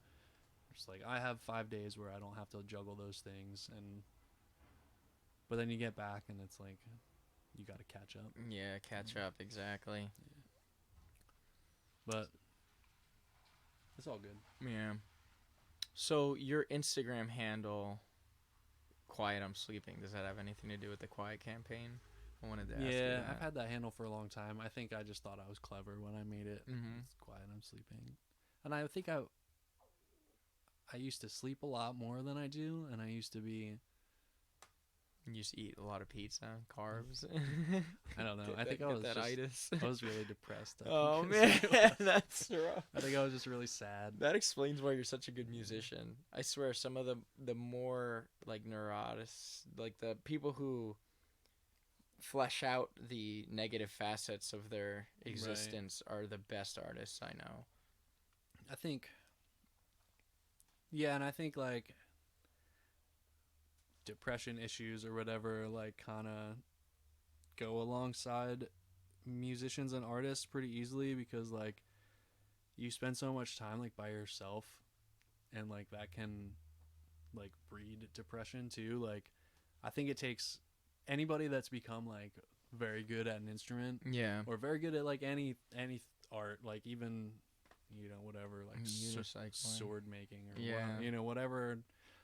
That means that you spent like probably a long time and a long amount of hours like in a basement by yourself. Yeah, hammering it out by yourself. Because you wouldn't be good at it if you didn't. And that makes you like some kind of weirdo. Like you just have to be. And that's why like all these stories about like musicians that are like really strange people like that, you know, that dude spent 12 years of his life like in a basement with headphones on by himself, like in the dark. Like he was alone with his thoughts for those 12 years, you know. But you got to do that. You got to do like the 10,000 hours thing is real, you know. You have to, if you want to be like a master, like I don't think anyone can actually master guitar, but like, you know, if you want to be like really exceptional at an instrument, like you need those 10,000 hours. And you know, some people that takes 20 years. Some people, like these kids you see that like started when they were 10 and they're 16, but they put you know 6 hours a day every day. Yeah, you know, you get the there hours quick. add up. Yeah. It's all 10,000 hours, like that whole theory. Yeah, it's crazy stuff. So who are some of your influences? Like, who, like you're saying, like no one's a master, but where do you get some of your influences from? Like, who are the guitarists or otherwise musicians that you look up to or get a lot of influence from? I think definitely David Gilmour, like Pink Floyd, was huge for me. I was listening. I didn't start playing guitar till I think it was like 18 or 19, but I was always like, I loved Floyd before, and then as I started learning some of that stuff, like I love them more. Like their catalog is amazing, and I still go back to Floyd constantly. So I think Gilmour's huge. I really like Ben Gibbard, the guy from Death Cab for Cutie. Oh, like yeah. As like the Postal Service and Death Cab, and then he has this solo record, I think it's called Former Lives, that is beautiful, like front to back. I thought he released that maybe in 2012. I cite him a lot. I think he's like one of the most brilliant guitar or songwriters like of our generation. John Prine is huge for me. I used to say like Hendrix and Stevie Ray Vaughan, like, and that's still like true, but I think that I care a little bit less about guitar now than I used to. Like for a long time, now it's the songwriting process itself. Definitely for a while I was like, I want to be a guitar phenom, like that's the thing I want to do, which kind of changed actually like 3 years ago when I started not being able to get through gigs. That started to like change for me in a big way. The nerve. I remember like working on, I would always work, like I felt like I needed to be able to play faster. I feel like that's every guitarist, bro. We all want to shred. Yeah, you just want to shred because it like you see somebody do it and it looks so cool, you know. And I would like work on speed all the time, and then when that started happening like 3 years ago, the opposite thing happened where everything hurt. Like for a pretty long amount of time, like everything hurt. So I would play the least amount that I could to like get through. So it became like, instead of playing a lot of notes, place the notes like in a meaningful way, you know, and like play less to make it more. Yeah, dude, like just that, like the thing we were just playing earlier. Like at first, like I was just, you know, vibing it and playing like little tiny little, like, you know, whatever pentatonic licks I had on it. Right. And then I found like, oh, all this needs right here is that vibrato on that note little, for like half a bar right there. Just hang out on that. And then after that, of course, I put on a metal tone and fucking was like, I'm like at the end of the night, I'm like, all right, I know what I'm gonna do. Now I'm gonna have fun with this. We play all these notes that don't belong at all. Right. Like, why is he sweeping right here? Like, this doesn't make sense. Well, dude, I wish I could sweep. I've spent so many hours trying to learn how to sweep pick, and I just like, oh, dude, it's just not a thing for me, dude. I don't know. Let me see. I'm not good at it anymore. Like, I do like this E minor, like, open, like, shape. That's the arpeggio that I sweep.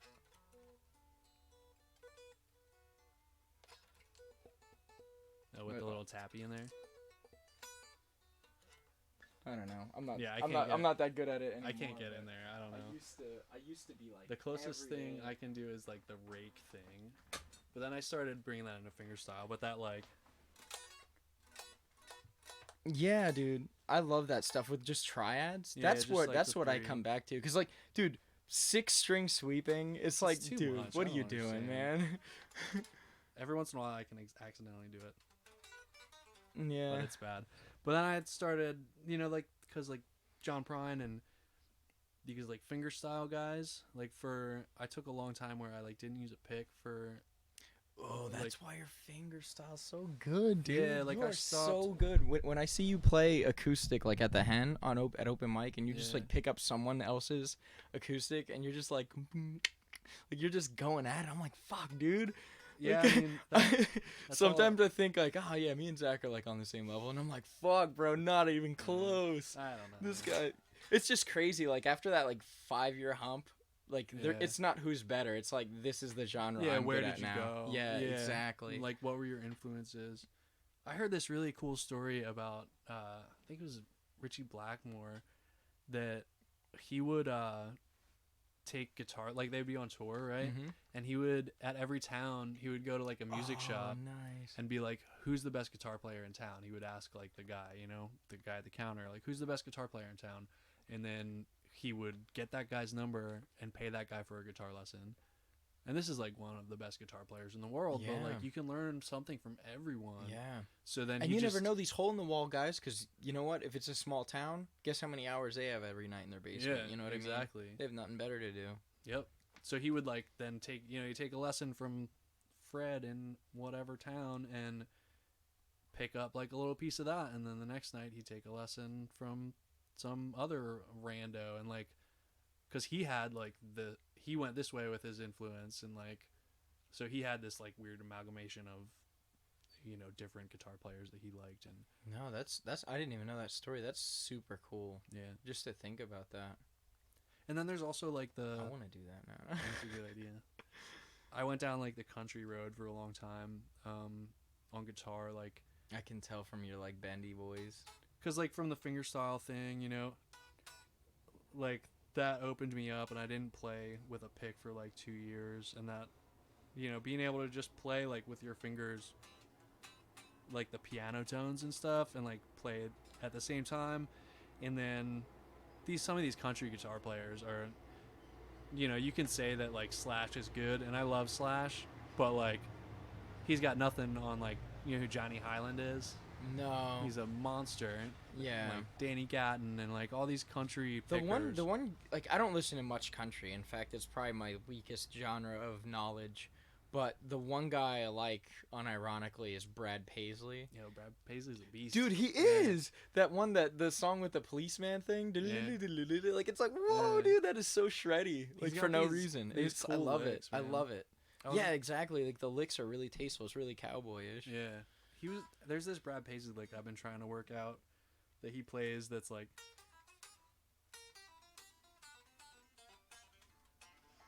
Yeah, like that's the but he style, plays it man. like twice as fast. Yeah, Yeah, it's I'm just crazy. like, what are you even doing? Yeah. But he's got that cool country style, and I really like identify with that, but I try to only do a certain amount of it. You know, Yeah. like, because it pushes you into like that genre. Then you're gonna do it. Yeah. Yeah. I try to. That's really important to be aware of that. But I Yeah. usually just let it take me. Like, if I'm like really inspired by this, like, I'm going after it. Like Right. right now, I just been listening to so many like bands you probably never heard of. Like, have you ever heard of Tesseract? Yeah. Yeah. Okay. Yeah. So like, or Periphery, you know Periphery? Yeah. So like progressive metal, right? But a lot of the stuff I like from them is their ambient stuff. So it's like Yeah. the stuff that it's like, this is a genre that, like the big reverb movement, like just Right. having like fucking a fuck ton of reverb on your like tone, just that. There's a lot of bands starting to do that, and I want to be one of them. Like, Right. I identify so much with that sound and feel. Because it's like a sound with like what we were doing was like mellow and like ambient. That's like conviction with ambient. Like, it's Yeah. so cool, man. I love that sound. Well, I think like, I listened to Between the Buried and Me for a long time, Oh, get out. I And- would have never guessed, dude. and they would do. I used to be like into, not that I'm not into heavy music now. I just used to be like more at the forefront of what I was Yeah. into, and like BT Bam, like the songs were cool, but those like I lived for those like 15-second interludes of like sort of ambient like groove stuff. Mhm. Like I loved that. And then there's like, I think BT Bam is like the new like grandfathers of like this thing, Yeah. like that movement of like progressive, like super progressive technical, yeah. like guitar based stuff with Mhm. like ambient interludes, which I love. Mm-hmm. Joel, the kid that plays drums for us, is he's in a band called Imaginary Enemy, and they have those vibes. Like they're heavy and like riffy. They're really good. They're like a prog, I guess, sort of like a prog tech band, but they have these like cool, like Tool-y interludes. Yeah, man. And those are like my favorite parts of those tunes. Like, but I think what's cool is that those interludes don't make sense without like the heavy stuff before it. Like, you get bored if it's just that interlude. Yeah. But it's because it's coming out of like that that aggression, and then it like breaks into like an ambient thing. Yeah, I like that type of music. I can only listen to it for a certain amount of time because it like hurts my brain. Yeah, I like that though. I don't know. I like challenging things. Like Yeah. I'm the guy at the hen playing chess all the time too. Yeah. You know what I mean? I I'm just like trying to take it easy. Yeah, exactly. You know, and that's it's so cool. It's crazy how like the skill. There's not like a skill gap. It's like a lateral thing. You know, because Well, me like I like to play like shreddy stuff, but at the same time like I can appreciate like when you sent me that track yesterday, and I'm like, oh, this is gonna be so fun. right. And I just enjoyed how tasteful it was. And then I like sent something back. I'm like, oh yeah, we're just gonna chill. Like Yeah. I love that. You need to be able to appreciate other music to be unique. You know, like Right. you're saying, you're taking these country licks and adapting it to like your folk stuff. That Right. stuff's that's awesome, man. I need to do more like stuff like that. Yeah, I think like anything you can learn there is like gonna be good for you as a guitar player. So I always am like trying to learn something, you know. But you're always gonna be yourself. Like you have no choice but to like be Brad. Yeah. Some people get like kind of caught in that trap of like they think that because they like learned, like people get caught in that theory trap. They think that if they learn too much theory, they're gonna be like not themselves anymore. But I think like you have no choice if you're trying to write original music but to like be yourself. Yeah. Everything you learn is just going to be like colors and flavors, but you're still going to sound like Yeah. you still sound like you. I still sound like me. Yeah. And I used to think that a lot. Like I used to be like, oh, I don't want to learn theory because you know I think it's gonna make me too. It's gonna take away the Right. organicness. But really, it just gives you more tools to utilize with the writing process. Like me, like I still like my pentatonic licks. Like I'm gonna Yeah. play like the same couple like you know whatever the Right. fucking thing is. But now that I know my harmonic minor stuff and I understand where it fits, now I can play that and it adds like a Right. hugely like different thing that like if you would have plateaued before, like now you have a whole other landscape Right. to explore. And then like there's Lydian stuff and I just don't feel that, so I don't use that. But all these tools that like doesn't connect yeah, with you. pull exactly. You got to Yep. pull from all these places, man. Yeah, I think the same thing. I think that it's like every tool you get just gets you to like what you wanted quicker. Like instead of like I'm more of like a chord based dude. I don't understand modes. They don't make sense to me. Yeah. But like knowing like chord shapes and stuff, it just gets me like to the thing that's in my head quicker.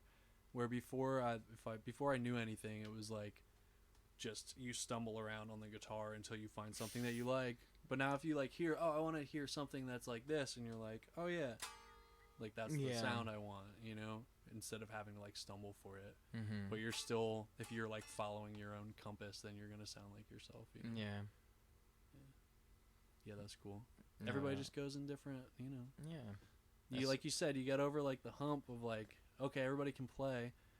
Everybody that's like over this level is kind of like a competent player. Yeah. Now it's like, what are you personally into, and what flavor does like that guy use, and that's what like makes it interesting. Mm-hmm. Yeah, 100%, man. So, what kind of got you into being like the multi-instrumentalist that you are now? Because like you play drums, you play bass. I've seen you play like when I first saw you play bass, I was like, oh shit, Zack plays everything, like guitar shaped. And then you brought the keyboard, and I'm like, what? You do everything, dude. I think it just kind of stemmed from like wanting to make demos and like recordings by myself. Mm-hmm. Like I wanted to hear keys on this thing, so like I try to like, you know, take the guitar part and figure out how to play it on keys. Did that take a long time, or was it kind of quicker than you expected? I didn't really like start. Actually, everything changed for me with this like shoulder thing. Cause yeah. I didn't start. I bought that keyboard when I was like, I'm not gonna be able to play guitar anymore for the rest of my life. I'm gonna figure out how to play keys because at least I can play music and it doesn't hurt. You ever think about like doing the strap over just the neck? You ever see those dudes? I've like seen those, yeah. like heavier dudes do that, you know? I did. I thought about all that stuff. Now with this boy, it's nice and light. And Yeah. it feels good. Like I'm okay. It starts to hurt if I have like a really busy schedule or whatever. But like at practices, I generally sit down and then I just sit down. I only just stand up to play shows, and like that's been like my workaround for now. But yeah, so I guess I just wanted to figure out how to record those parts, or like figure out on different instruments to make like demos and stuff. And then, do you remember that band Lastronaut that I was in? Oh, I didn't know you were in there. Yeah. But yeah, I do know about them. I played drums in that band, and Yeah, that's so random. that was like when I learned how to play drums, like, because we were just buddies. Like, that was like when the Silo had that open mic, and you know, the band that I was in with Commodé and Joel Saul was like one of the first bands ever to play there, and we went there thinking it was like already a scene, and we showed up and nobody was there, and he was like, Casey was the guy running. Do you know Casey Bampton? I might know his you face. might have met him, yeah. He was the guy. I like, was really young when the Silo was Yeah. around, but I've been there a few times. Yeah. Yeah. Metal shows. metal shows. Yeah, he was like running that open mic, and they had a full back line and like the stage and big PA. And it was awesome. And it was a great venue. We would just go there. Yeah, this was like upstairs in the loft, and we would go there, and nobody showed up, and we stopped practicing at home. We would just practice on Thursdays we would play for 3 hours at that open mic because nobody else was there. And then people started to like slowly come. Like, some people would come to just like hang out and like listen to us because we were the only ones. And then people started to come to play, so we would you know, they would play. Now you have to add a day. They would play to their make up set, for and it. then we'd go back on. Like, we'd play for an hour, and then this guy would play for a half hour, and then we'd play for an hour, and that just started whittling down. And yeah, which I really cite that Silo open mic with like kickstarting what scene we have in Reading. Like, especially like in my generation, like I'm 35. Everybody that's like kind of my age that plays music in this town probably met at that open mic, or like got their band together at that open mic with people that played there. But yeah, wow.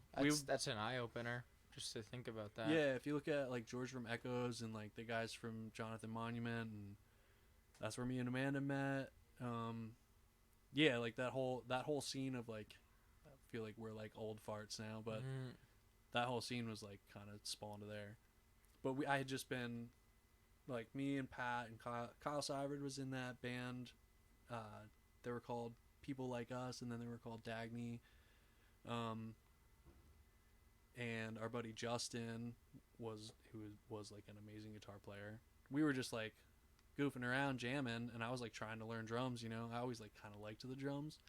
And we started playing post rock. Like, we'd play like a 15-minute set of like, our thing was actually like breakdowns with post rock in between. We would play like ambient stuff, and then we would play breakdowns and then we would play ambient stuff, and we were just like kind of fucking around. But that then, sounds like it might be cool. Like, I want to hear that. it was pretty cool. I mean, it was like rough, but yeah. But I could probably appreciate that, Yeah. though. I could dig that. But that turned into Lastronaut, and then I played.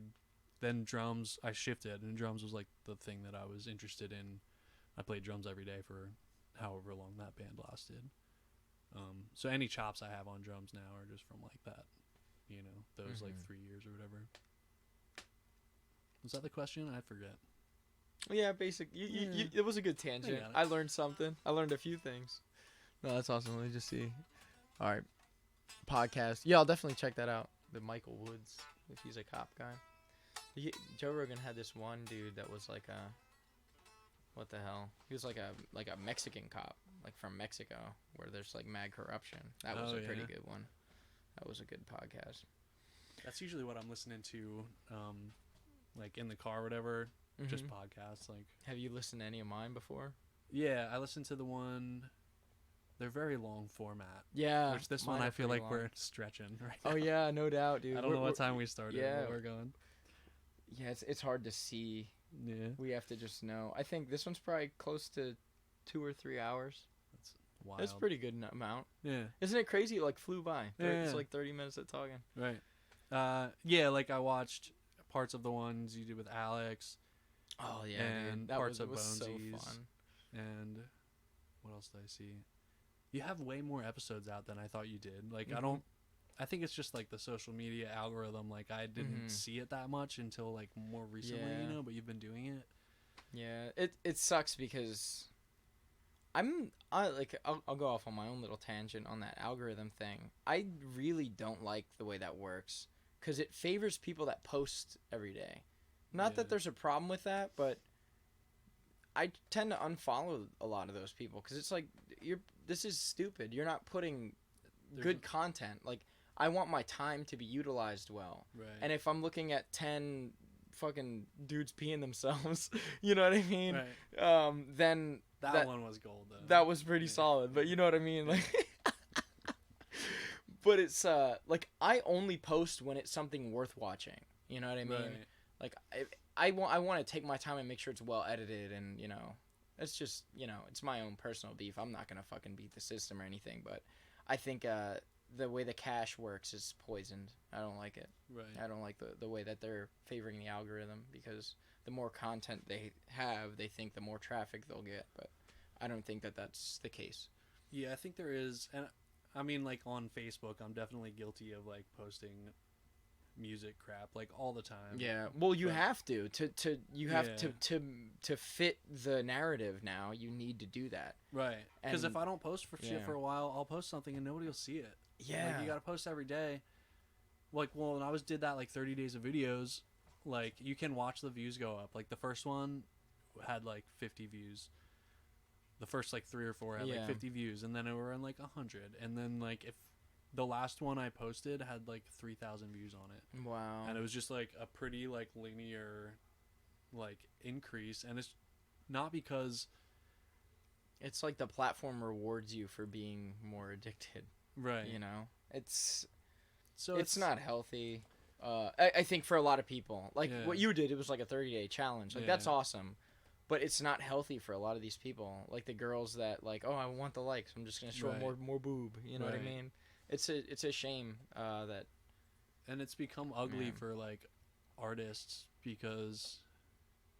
And, like, I'm sort of just trying to embrace it because, you know, I want people to, like, see the stuff I do. Succeed, yeah. I want to find my market. I know there's people out there that like what I'm doing, so, like, if I don't try to find them, like, nothing will ever happen for me. But it's become that, like, you need to be, like, an artist, but you also need to figure out how to be, like, a marketing executive. You need to, like, be able to self-promote, like, heavily, or, like, probably nothing's gonna happen. Like, I know so many musicians and artists that, like, you know, their stuff is amazing, but nobody, like, knows who they are. Nobody listens to them. Yeah. And it's because social media is, like, the only thing we have at this point, because, like, nobody cares about, like, show flyers. Nobody's, like, listening to your demo. If you give them a CD, they don't have a way to listen to it. Nobody cares. That's why, like, I always insist, like, every car I get needs to have a CD player, because that's where I get my time to actually be intimate with the material. Like, when my friends give me a CD, like, you were a perfect example, dude. And Alex and Mike from Inner Urge. Yeah, those guys are great, dude. That album slaps too. Yep. Yeah, that whole record is wonderful. Because if I have it digital, like, if I hit shuffle, I'm never going to hear it. You know what I mean? A CD is like, I want to hear your album. Right. I want to be intimate with it. And you're listening to it, like, in a car, so you have, like, a decent speaker system. Like, yeah, exactly. My phone sucks. The speaker on it is terrible. Like, it's quite mediocre. It's definitely nothing compared to, like, an actual speaker unit. So if you send me something, or people, like, listen to stuff on their phone, and, like, it doesn't sound good, and then they're, like, they don't care. But if you would listen to that same, like, you said you like the old Brutus record, like, that record I'm sure sounds terrible on a phone, but if you can, like, listen to it in headphones or listen to it in the car or whatever, and, like, actually listen to it, then, like, there's some stuff on there that probably is really cool. I haven't listened to it in a long time, but there's definitely, like, I have favorites. You know what I mean? Yeah. Like Arthur and Maris, I had that shit on repeat. I was rewind, like, fucking the whole drive. That's good to hear, man. Yeah, no doubt, man. I'm a big fan of that one. And then, like, it's cool because you get to. I think it's so. At least musicians should do it, because then I can have a conversation with you about the song you wrote that I like. Right. Like, I need to make a fucking CD because I don't even have one. Like, you better would. Yeah. But, like, I have content out there but then like I'll send it to people and they're like, oh, I can't watch this right now, I'm at work or Right. something, you know. If it's a CD in the car, like it's gonna Right. remind you because it's there. Well, then it gets ugly too. Like you're saying, well, I sent it to you, and then they can't listen at the time. You have to pay attention to, like, if you're using social media, you'd be like, when am I gonna post this thing that like people Yeah. are gonna see it? It's like, oh, the traffic spikes at noon, so maybe that's the time. But no, they're fucking out eating and talking to people on their lunch break. You know? Right. Yeah, it's just social media is like, it looks like it's the way to get people to listen to you, but it's not until you get outside of your local market, which like I haven't been able to do. Yeah, But hashtags are a big thing, like Yeah. with the gaming thing. yeah, And that's the thing too, like you were saying about the consistency. Like I'll do something and I'll just tag known accounts that like have a lot of followers. I'll just be Yeah. like, all right, all of you watch this, and then if Right. they watch it, if one of them does, all their followers might. right. And I've had that happen where like I had a specific crazy thing that happened in a game, and then people like my comments blow up, and then Right. lightning doesn't strike twice out the bottle though. Like I haven't Right. had it happen since. Yeah, and I get icky about that, like tagging Yeah. people, but like it's a stupid game, so It like is. you it's should just such a play the dumb game. Exactly. You know? Well, that's what I'm saying. That's exactly what my Facebook is. Like the whole thing's a meme. Right. You know what I mean? I can't take it seriously because it's not It's serious. not serious. It's not Yeah. serious. Yeah. It's not serious about what it's doing to the world. Right. You know, you have to treat it like the joke that it is. Yeah. Yeah, I mean, even like in music on social media, like I posted some like really goofy shit, and some people think that people don't even know that I'm joking, Mm-hmm. because like people don't. The whole thing is a joke. Like what's Yeah. not a joke? It's all stupid. Yeah. But exactly. you gotta use it. Like if you're trying to do art, Mm-hmm. like can't mail somebody a video and be like, here, watch this video. You know, Yeah. you gotta use it. So if you're doing like any kind of video content, you kind of just have to embrace it. Yeah. 100%. Hmm. All right. Well, it is getting pretty late, man. I'm good, man. Do you want any closing sentiments? Where can Uh, people find you if they want to like do any like listening to any of your Yeah. material or even collaborating or So- recording at the studio? Everybody that fast forwarded to the end, Yeah. you can find And You Brutus on Facebook. I think it's like just And You Brutus, and you apostrophe, comma Brutus question mark. The Quiet Campaign on Facebook or Instagram, just The Quiet Campaign, one word. I'm working at Pagoda City Studio, which is in the 5th floor of the Goggle Works. Is an engineer and producer there. If you like what I do or my style, you think we could make some music together, please hit me up there. You can find them on Facebook, Instagram, whatever. I have a personal Facebook page called Zack DeSantis Music. There's music on there. Otherwise, just hit me up if anybody thinks like they want to do something. I got a lot of time. Mm-hmm. And what advice do you have for the musicians out there trying to establish themselves in a similar situation as yourself? Yeah, I guess if you think that like I'm successful, if you're a person out there listening to this and you think that I'm successful, my advice to you would be, I'm not successful and I'm still trying to work really hard every day. And what I wish I had done is record records earlier and take myself more seriously earlier. Like, I just started like taking my solo songwriting seriously like in the past year, and I'm so upset that I didn't start that process like a decade ago, because there's a market out there for everything. Like everybody likes something different. If you don't start putting yourself out there as like a serious musician, you're never gonna improve as a performer or a recording artist, because you have to do it to get better, and no one's ever gonna find you. So there might be like this huge market out there for the thing that you think sucks that you do, or the thing that you think like will be better 5 years from now, or when I'm 25 I'll be good at it, or whatever. The if and when thing that you keep doing to yourself, like, just stop doing that and start taking yourself seriously. All right, brother. That was awesome advice, Zach. Thanks for being on. Yeah, man. Thank you. And thanks for everyone that watched or will watch. Oh, wait. We got some comments. Thanks Avocado Atrocity for the subscribes and stuff. Success is relative. Some people wish they could make music. Yeah. It's all relative. Yeah, and like that goes to any kind of art or anything, like in business or in, nobody knows what they're doing. Like, I'm 35. I don't know what I'm doing. Nobody knows what they're doing. Yeah, like, this is my 21st podcast episode. Yeah. I have no idea what I'm doing, dude. Just do it. You gotta do it. Why am I doing this? Nobody knows what they're doing. Just pretend and go do it. Yeah, man. I'm inspired, and I'm gonna do it. Cool, man. That's it. Boom.